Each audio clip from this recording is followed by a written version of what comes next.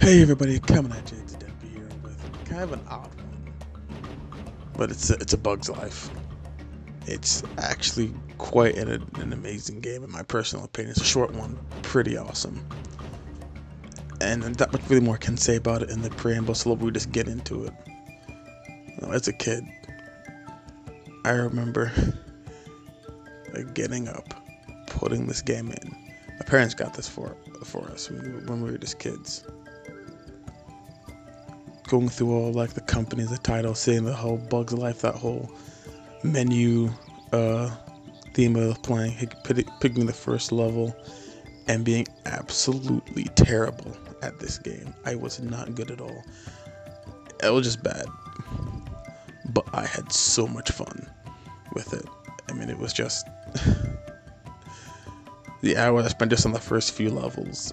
I don't know why it took me so long, because when I played it when I was later in life, I sat down to beat it because I wanted to beat it. I've only beaten it once. Not that it's a bad game.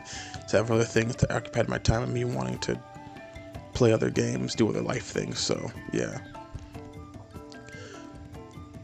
but it's really a pretty short, pretty easy, affair. Nothing too difficult. Just I don't know. I guess as a kid, I was having more fun just messing around than actually playing the game in and of itself. Which, hey, you're kids. It's a game. If you can't have fun with the game, then what's the point in playing the game? Am I right? The actual game in and of itself is kind of like almost like adventure-esque, like platforming a little bit kind of game. Action adventure platforming kind of game. Where you play as the main character of the movie, like Flicker, whatever, I can't remember his name quite well right now. And you go through the movie. It's like any other movie tie-in game. You go through the movie in a more dramatic video game fashion. Like the first level was like, I need you to get back to the anthill and whatnot and things and such. And I'm like, cool, alright. I was also a bit of a collectathon. I forgot to mention that, but yeah. Because when you get there, you have to get all like the flick of lead to spell his name. You gotta get all like the grains, so it's like seeds that are littered around. So it's kind of like a collectathon kind of game as well, which I'm okay with. I have no problem with collectathons, which I don't think is a dirty word or anything. But yeah. But on that first level, just thinking about it, like the brown earth, the green grass, the insects all about. There's something about it just for a young child, me, just made me squee with delight. And the combat was actually, I kind of liked it. Like, yeah, the basic attack, he could do a ground pound and throw berries. That was effectively it. Or pick up objects and put them down. That would kill enemies too. But the thing about that is, the berries came in like different flavors. Like they had the basic red berries, which is your basic attack does one, or does the minimal amount of damage. I say what does the minimum amount of damage? Can't really, no armor piercing, and it's just kind of sort of there. Now I think if you get like the green berry upgrade, I think it's homing, where it locks on the target. So especially the ones that are flying, like the like wasps or grasshoppers, those really annoying guys that like to do that. You can throw, it would lock on, it would kill them. Then there's, I think, like a blue variant, which is like things like the red, but just stronger, deals more damage. Then there's a purple, which I think combines the two. Then there's the gold berry, which is like it's stronger, it does lock on, may have a poison effect, I don't remember too well. But that was the one you wanted. Didn't always get it, but that was the one you wanted. And this spamming the berries half the fun in my opinion. You just like keep throwing them, like because you didn't run out. You never ran out. So, and you just pelt the entire battlefield until what was standing in front of you was just gone, and it was just great. It was amazing. And actually, I mean, you can pick up objects. He can pick up seeds that aren't in the ground. Certain seeds are like rooted in the ground that they can like stand on but can't pick up. But the other ones he can't pick up at all. or even stand on. But the ones you can pick up, there's like a brown seed, a green seed, and a blue seed. The brown ones become like these mushroom things. The green one becomes like this rose bush thing. I think the blue ones make something that spawns items. And do know if you have like throw something in there, I don't remember what right now exactly. You can like turn into like a flower that spins around, so you can like have if you're spinning, you deal damage and you feel unstoppable until you get hit. Then you're not unstoppable anymore. But yeah, the rose bone just lets you get higher, and the items that can come out of it are the blue ones when upgraded are like health items and invincibility, like bubbles, if I'm not mistaken. Because the life gauge is a leaf, so it's a leaf with a little red cross on it that heals you for like one bite or unit of health. I think you have 4 hits and then you're dead. And yeah, that's about it for like those things. But just talking about it, like just remembering it, it's so much fun. Like the ground pound, you could like move and like ground pound at the same time, so you could like be moving forward and ground pounding all of it like at once, kind of deal, and just be killing with all like a lot of the ground enemies, like the black ants that are roaming about, and maybe even sometimes the worms. I think the worms, you need like a special berry because some enemies are immune to like your regular berries or have different colors to begin with. I think the worms are immune to regular berries. I think super berries will obviously do the trick. I think maybe the blue or purple ones. The green ones just homing. So yeah.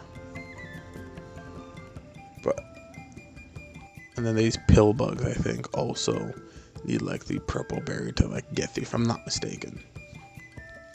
Like I said, the game itself is pretty short. It follows the movie, which isn't the longest movie in the world, where you start going into the anthill, you go through the tunnels, then you get like the ultimatum by the grasshoppers, and you go like through the canyon. You find the dandelion actually, and go through the canyon. That's an entire level actually. You can just fly over. There's like an entire level about you going through like the riverbed, like of the canyons and whatnot. You go to the city fair carnival place to find all the actors and whatnot, like the butterfly, the praying mantis, the caterpillar, the ladybug, and the 2 pill bugs, and the rhino beetle. And you take them back. There's like a really cool grassy green area in which you do the whole like build the fake bird part, and I think you get to take it for a test drive before actually using it. Then the actual battle with the grasshoppers ensues. They find out it's fake. I think you go into the anthill again. You fight a grasshopper boss. I think Thumper is the name of it, of the grasshopper, if I'm not mistaken. I don't remember that one. Then you go to the final boss against the main big bad, who then gets eaten by a bird. And it's actually kind of fun. I did my second playthrough when I got to the final boss. Something was janky up with those controls. Then again, it's a pretty old game. Like, for some reason, this wasn't responding that well. But hey, it's like how old. I'm not gonna complain, but so much. Like I said, it follows the sequence of the movies, but there's just something about it. It's that. I guess some of that. You could say Disney magic and whatnot. That movie magic just captured it, probably because I liked the Bugs Life when I was a kid. So being able to play through it was just an added bonus for me, anyway. I guess adding on to that, the reason why I like it so much is because of what they added to it. Like the canyon part of the game, which in the movie they kind of glossed over. They kind of show him hitting a rock or whatever. He just kind of goes through, and that's kind of it. He's at the city, and boom. But here, it's its own level. We got to go through the crags, make it through the level, get to the exit and whatnot. We get to what the organisms are living there. It expands the world. Again, when building the bird thing, we see them building it and whatnot. Cool, finding the materials. We get to be kind of sort of a part of that. We get to see a bit more around the world, not just what they showed in the movies. It allowed me to be immersed in the world I saw on screen. It allowed me to feel, I guess, a part of it, which when I was a kid I really couldn't adequately describe these feelings. I just had them. Like, again, in the city part, they just kind of glossed over that. He saw a little bit of it. Very stereotypical, very much like Mimi tropey New York City looking, area and whatnot. He goes into the bar, he finds, the guys or whatever, and then that's it. The warrior bugs, as he put it. But here we had to go through a small, little section of the city, area to find them instead of them just being all conveniently in one spot. And even so far back as the actual beginning of the game, the first actual level, there's a tutorial, but I'm not counting that. It's the tutorial. With the first actual level, we get to see more of the world around the anthill, not just the zoomed out pictures of what they're showing us. We get to explore, we get to go mingle with the other life forms. Sure, that includes killing most of them, but we still get to mingle. We still get to see what they're about and whatnot. So I'm just like, this is awesome. And in the anthill, something we almost never got to see. I got to go through that, see what they see, if only nominally, if only a little bit. And this constructed, very video gamey world that they have, that they made this level based off of this small part of the movie. I just really appreciated and I enjoyed that, allowing us to be a part of the world through the eyes of Flick, through the guise of Flick. Speaking of Flick, since remember in the movie he's the inventor, he made some grain harvesting apparatus, which you can actually get in the game as some kind of item. I think it does a lot of damage to enemies and whatnot, but it's rarely there, or I rarely used it. I don't remember it too well, so I'm pretty sure I think it was really powerful, but since I sparsely used it, I relied most on my berries and the ground pound, so yeah. And then there's the princess, the small one that flies around. If I'm not mistaken, she helps you find certain items in the game. And then there's that looking glass thing, which is a leaf with a water droplet in there, which is also in there. It helps you find the thing through her, helps you find the items and other things of importance to the mission at hand. This is a game you probably wouldn't see in a lot of people's childhood, just top 5 or top 10s. But for me, it's definitely in the top 10. There are a lot of fond, very good memories to be had with this game. That's the one thing I was kind of surprised about, even as a kid. Something I didn't understand was the actual princess, his girlfriend, princess who kind of gets with in the end, whose name I can't really remember right now. She wasn't very important in this game at all, except for maybe at the end there where it was you and her, with the bird and the grasshopper final boss there. But beyond that, she was absent. I thought she would have played just a little bit more. I get it, because in the actual game, the actual movie, she didn't play that big of a role in there.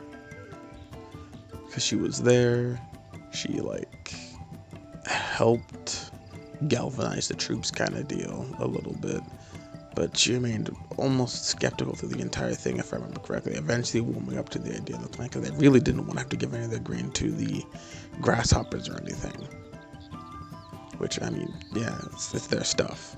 Why would I give it to you? At all.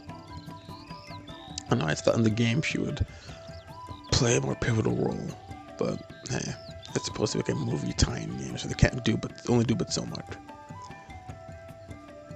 I guess since I've pretty much said everything I wanted to say here,